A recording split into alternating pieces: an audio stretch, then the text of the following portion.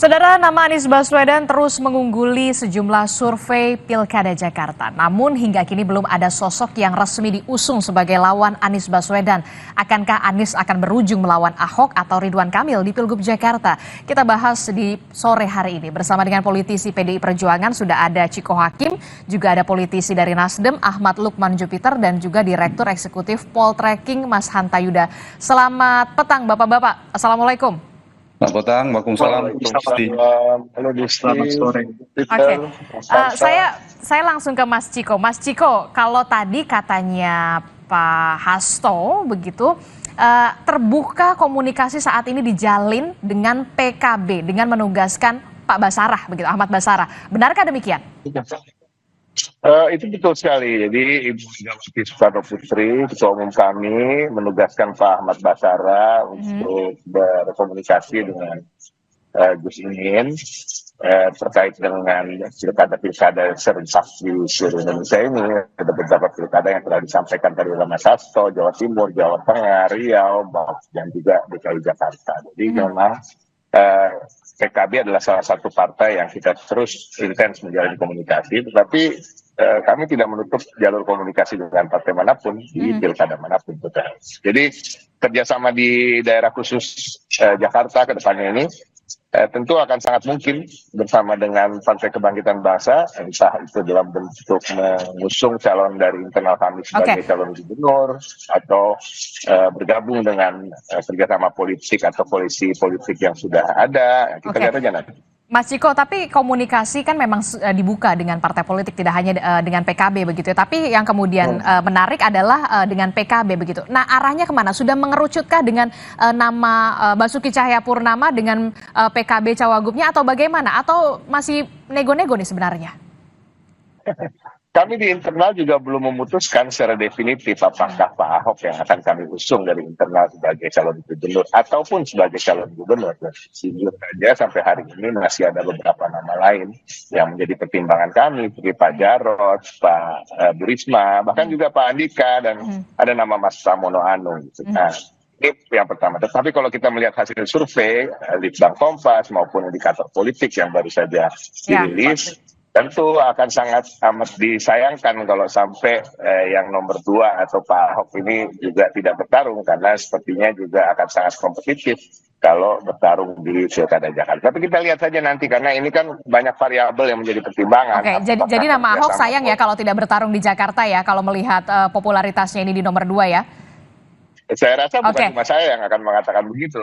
Secara umum pastinya orang akan melihat sayang banget kalau surveinya nomor 2 kemudian nggak maju. Tetapi kembali lagi kan pertimbangannya bukan hanya hasil survei, tapi juga kemenangan di putaran kedua, misalnya ada poros ketiga dan masuk ke putaran kedua. Saya ke Bung Hanta. Bung Hanta, ini gimana? Benarkah ada peluang poros ketiga ini akan muncul di Pilkada Jakarta? Makin jelaskah itu?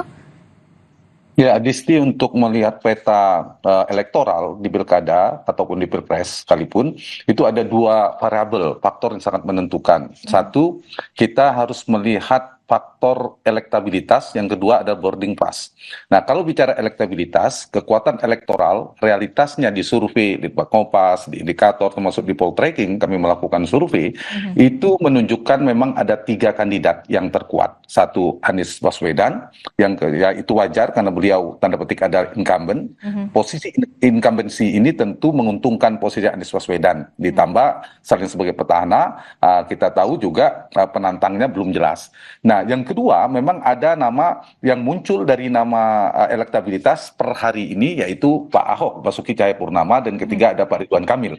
Nah, kalau Pak Anies Baswedan maju, maka saya memprediksi kemungkinan peluang terbesarnya adalah tidak jauh dari 3 nama ini kalau 3 poros. Kalau 2 poros nanti bisa dilihat di antara Anies melawan Pak Ahok atau Pak Anies melawan Pak Ridwan Kamil. Tapi bisa jadi petanya berubah. Kalau ternyata misalnya Pak Anies Baswedan tidak jadi maju, maka itu kemungkinan akan muncul nama-nama baru. Tapi seberapa besar peluang nama Anies Baswedan ini tidak akan maju di Pilkada Jakarta?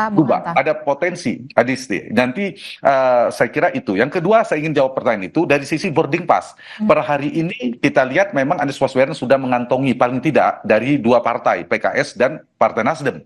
Kemudian partai dari Koalisi Indonesia Maju, Kim berpotensi mengusung Ridwan Kamil karena elektabilitasnya tertinggi kalau kita perhatikan. Dan yang ketiga, dari tadi Mas Iko juga katakan kemungkinan juga ada PD Perjuangan dan PKB misalnya kebelakangan sedang berkomunikasi mengusung Pak Ahok.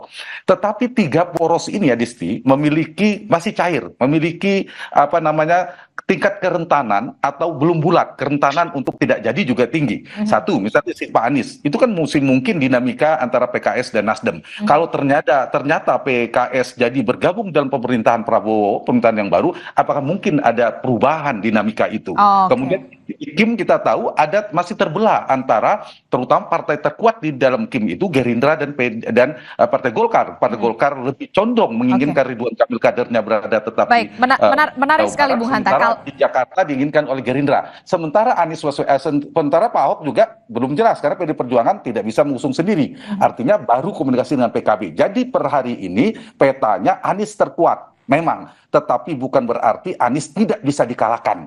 Anies masih mungkin dan bisa dikalahkan. Dinamikanya masih dinamis di 4 bulan ke depan itu. Oke, menarik sekali. Kalau misalkan PKS ini jadi benar-benar masuk ke Koalisi Indonesia Maju, bisa saja kemudian nama Anies Baswedan ini kemudian tidak dimajukan oleh PKS. Tanggapan dari Nasdem sendiri bagaimana?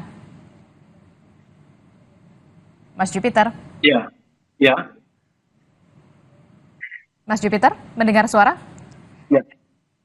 Gimana? Maaf, tadi putus-putus suaranya. Oke, kalau misalkan PKS ini masuk ke Koalisi Indonesia Maju, ada peluang nama Anies Baswedan ini tidak maju di Pilkada Jakarta. Tanggapan atau respon Nasdem? Ya, kemarin saya ingin menyampaikan bahwa Ketua Umum Surya Paloh menyampaikan dengan satu syarat. Kami mendukung Anies Baswedan dengan tidak meminta wakil dari Nasdem.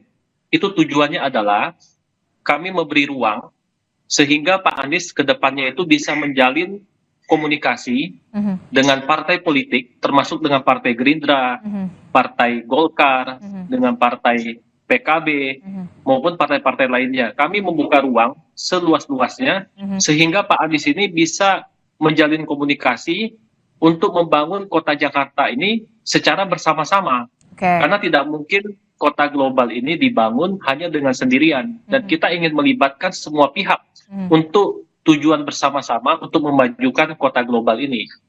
Dan kita tahu bahwa tapi begini Mas Jupiter, kalau misalkan PKS ini benar-benar akan tergoda oleh Koalisi Indonesia Maju dan masuk ke dalam pusaran Koalisi Indonesia Maju, bagaimana nasibnya Anies bersama dengan Nasdem?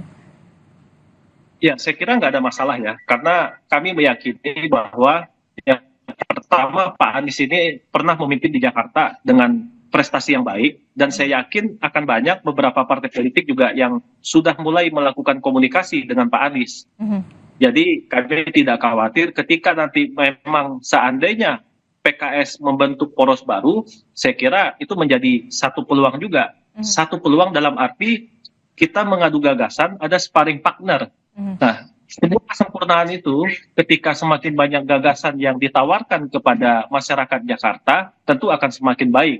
Nah, sehingga kemajuan Jakarta ini bisa kita ciptakan dengan yang lebih baik gitu. Oke, tapi begini, rekan Anda di partai politik, di Partai Nasdem ini meyakini bahwa tidak akan ada poros ketiga dalam Pilkada Jakarta. Mengapa demikian? Jangan dijawab dulu Mas Jupiter, tetaplah bersama kami di Kompas Petang usai jeda.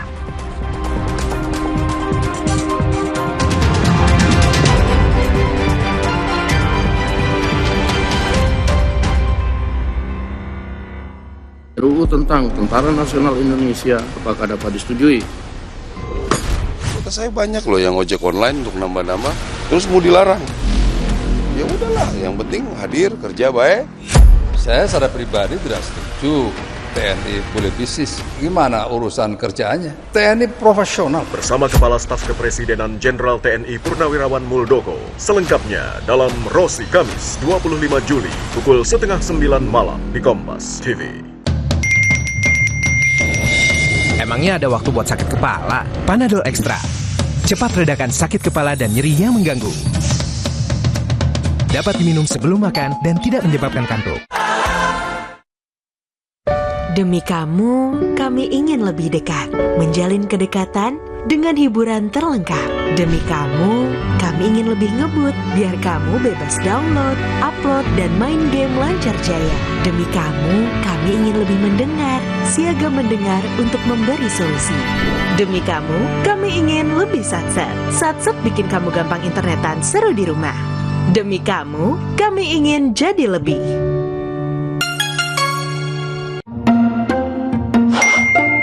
Pas hidup lagi capek-capeknya, butuh banget quality time. Aroma dan hangatnya Indomie Kuah bikin quality time yang gak tergantikan. Indomie Kuah, it's quality time. Hari ini, informasi bertebaran, menyebar sangat cepat, dan begitu mudah diakses. Tak menyangka kalau ulahnya menyebarkan video hoax melalui WhatsApp seorang pria atas unggahannya di media. Namun hanya satu sumber independen yang bisa Anda percaya, menjunjung tinggi prinsip jurnalisme dalam setiap tayangan terbaiknya, menghadirkan berita bernilai sebagai referensi. Dan bersama 5 narasumber pilihan Gelar bicara yang tajam. Ini kan kebohongan dong. Mengupas fakta demi fakta Melakukan tindakan seperti itu. dan mendorong pencarian solusi serta investigasi yang mengungkap kebenaran. Rosi, Satu Meja, The Forum, Sapa Indonesia Malam, Nilu, dan pastikan diri Anda lebih berkualitas bersama Kompas TV, independen, terpercaya.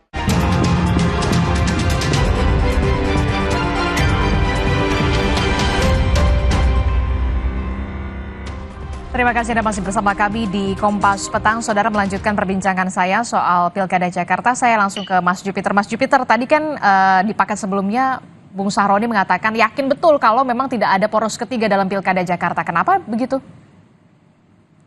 Ya, saya kira untuk poros ketiga ini sepertinya agak sulit ya. Karena untuk kontestasi di Jakarta ini betul-betul diharapkan oleh masyarakat. Masyarakat DKI Jakarta ini kan majemuk.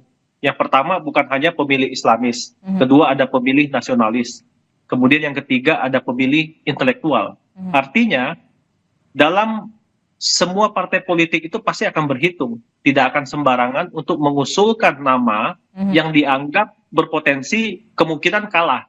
Oleh karena itu agak mungkin kemungkinan kecil jika ada poros ketiga, tapi bisa saja itu terjadi. Namun sekali lagi saya ingin sampaikan bahwa semua partai pasti akan punya pendapat sendiri, mereka akan berhitung sehingga lawan yang dilakukan ketika kontestasi pilkada ini mereka harus punya kemungkinan besar untuk menang. Oke, saya ke Mas Hanta. Mas Hanta, sebenarnya sudah terbaca belum sih secara eksplisit begitu? Kalau misalkan tadi kan kalau dari indikator kalau head to head Anies Ahok itu udah jelas begitu kan? Atau kemudian ada RK nama di sana. Sudah terbaca belum sih sebenarnya kalau misalkan head to head ini bisa terjadi Anies Ahok?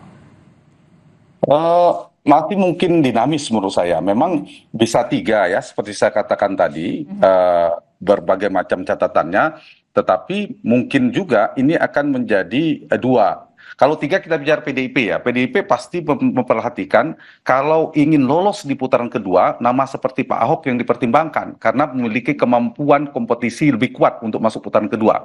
Tetapi kalau dimasuk putaran kedua, figur Pak Ahok tidak lebih baik daripada figur baru untuk bertarung di putaran kedua. Dan ada dilema itu yang diukur oleh PD Perjuangan. Percuma ada figur baru bisa bertarung di putaran kedua, tapi tidak lolos di putaran pertama. Nah itu harus diukur. Kalau kita bicara tiga poros. Nah tetapi dua poros statistik sangat mungkin. Di mana petanya ada dua kemungkinan. Satu, Anies akan berhadapan dengan PD Perjuangan. Figurnya bisa Pak Ahok atau nama lain. Artinya, Kim, Koalisi Indonesia Maju akan mendukung Anies Baswedan. Wakilnya mungkin Tak Kaisang atau siapa kita tidak tahu, ternyata terjadi komunikasi. Atau yang kedua, Anies Baswedan akan berhadapan dengan Kim. Tinggal PDIP akan kemana? Kimnya dengan siapa? Nah, itu yang jadi pertanyaan, PDIP-nya akan kemana? Apakah memang PDIP punya nama Ahok ataukah kemudian kalau itu petanya? Tapi yang kemudian menjadi pertanyaan, PDIP ini akan kemana? Apakah akan tetap melangsungkan nama Ahok ataukah kemudian justru melirik nama Anies Baswedan karena realistisnya supaya menang? Mas Hanta? Ya, menurut saya tadi hitungannya kalau Jakarta ini ujungnya Adisti akan head to head kan ujungnya. Nah kalau ternyata akhirnya head to head, kemungkinan itu akan mempengaruhi sikap PD Perjuangan. Saya kasih data Mas Anies dulu sebagai incumbent. Ada 3 faktor ya untuk melihat angka incumbent. 1, angka incumbent itu angka psikologisnya kalau menang bertarung harus di atas 60 bahkan di atas 70. Satu itu. Yang kedua, tren dari seorang incumbent petahana itu relatif lebih mudah turun Adisti ketimbang naik. Itu harus jadi catatan. Dan yang ketiga, isu-isu yang menyertai Jakarta itu sangat dinamis. Kita jangan lupa di 2017 yang lalu Anies itu di nomor 3 di Februari pilkadanya, tapi baru merangsek berubah pada bulan Desember, 2 bulan sebelumnya Anies menjadi nomor 1. Artinya apa? Sangat mungkin ada dinamika. Jangan buru-buru menyimpulkan bahwa ajak seperti sekarang ini. Karena itu petanya Anies kuat per hari ini. Tapi apakah Anies pasti menang? Belum tentu. Potensi menangnya 60%, tapi menyimpan potensi kalah 40%. Jadi siapapun bertarung di Jakarta, mau 2 atau 3 poros, ujungnya kan harus 2 putaran kalau ternyata 3 poros. Yang menang pasti, dugaan saya berdasarkan data, ini tipis. Perolehannya 50-55% pergeserannya. Nah, ini bergantung pada dinamika yang saya katakan tadi. Sangat cair di Jakarta ini. Masih sangat cair. Berhadapan dengan Prabowo Jokowi, tapi sebaliknya Anies juga bisa bersama Prabowo Jokowi. Sebaliknya juga, Anies bisa jadi bersama PD Perjuangan. Jadi Jakarta ini sangat dinamis. Jadi keliru juga mengatakan bahwa yang tahu para dewa-dewa, jangan-jangan para dewa-dewa politik itu juga masih meraba-raba petanya. Melihat perkembangan, membaca pergerakan dan lain sebagainya. Masih dinamis sekali begitu ya. Kalau misalkan dikatakan bahkan ada tren incumbent atau petahana ini juga bisa ada trennya menurun begitu ya. Dinamikanya masih sangat cair. Nah, Mas Ciko, lebih mudah menurun ketimbang naik.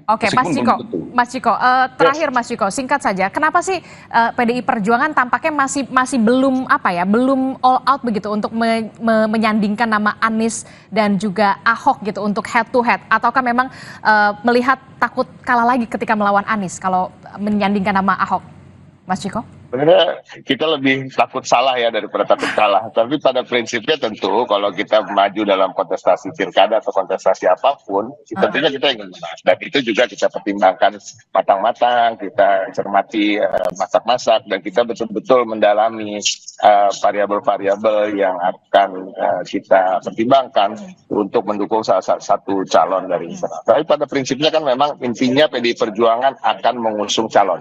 Baik itu sebagai cagup, tapi juga ada kemungkinan sebagai cawagup. Jadi sebenarnya dialog dengan Pak Anies pun juga tetap kita jalani. Kita tidak tertutup pintu dialog, apakah nanti juga bekerja sama dengan Pak Anies atau dengan Nasdem misalnya dan lain-lain. Ini tetap terbuka. Jadi sampai hari ini kenapa kalau Adisti nanya ya, Adisti pengennya buru-buru aja sih. Sebenarnya kan masih tanggal 28 Agustus nih pendaftarannya. Dan jujur aja, sekarang aja Kim, pasti yang ditanya adalah Kim. Kim ini namanya juga bukan Ridwan Kamil yang beredar. Kan semua partai di Kim mengusung punya jagoannya masing-masing ya. Iya, punya usul nama masing-masing. Sampai sekarang juga belum. Nah, kalau kita bicara Nasdem dan PKS, kita tahu walaupun itu seakan-akan sudah definitif, tapi kan ini sering terjadi juga. Sampai hari pendaftaran, harinya datang bersama-sama ke KPU, tiba-tiba ada yang nggak datang ya.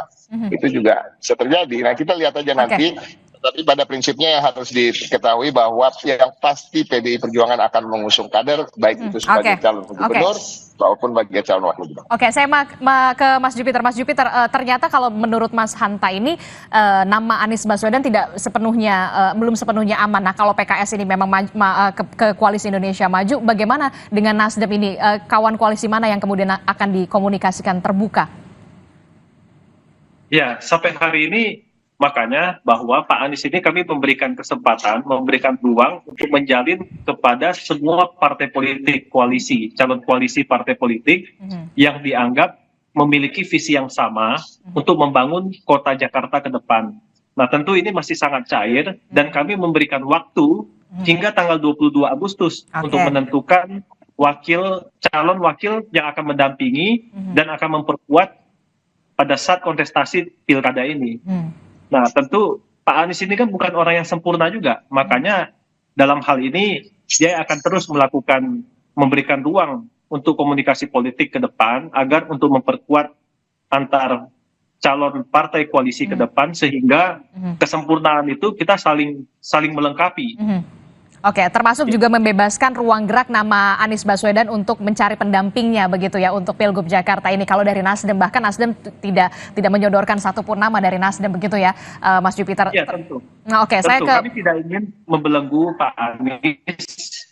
Oke. Biarkan Pak Anies, kami memberikan ruang yang seluas-luasnya untuk berkomunikasi dengan partai politik yang lain, termasuk dengan Gerindra. Karena partai-partai yang lain, saya meyakini mereka juga punya kelebihan dan kekuatan yang berbeda dengan partai-partai yang lain juga. Masing-masing memiliki kelebihan gitu. Oke, Mas Hanta, tadi kan kita udah ngomong soal nama Anies Baswedan, Ahok begitu. Nah, bagaimana dengan koalisi Indonesia Maju atau KIM yang sampai saat ini juga masih belum kelihatan nih, dan katanya Mas Ciko juga ternyata KIM ini mungkin nggak sih dukung Anies kalau misalkan kita lihat KIM aja punya jagoan masing-masing? Ya, memang di KIM ada persoalan ya, terbelahnya antara Gerindra dan Golkar. Gerindra itu sudah menguat Ridwan Kamil. Golkar menginginkan lebih kebutuhan pada pileg, pemilu legislatif supaya Ridwan Kamil mengawal Jawa Barat. Nah, sementara Gerindra sebaliknya lebih ke Ridwan Kamil. Tapi begini, analisa saya begini.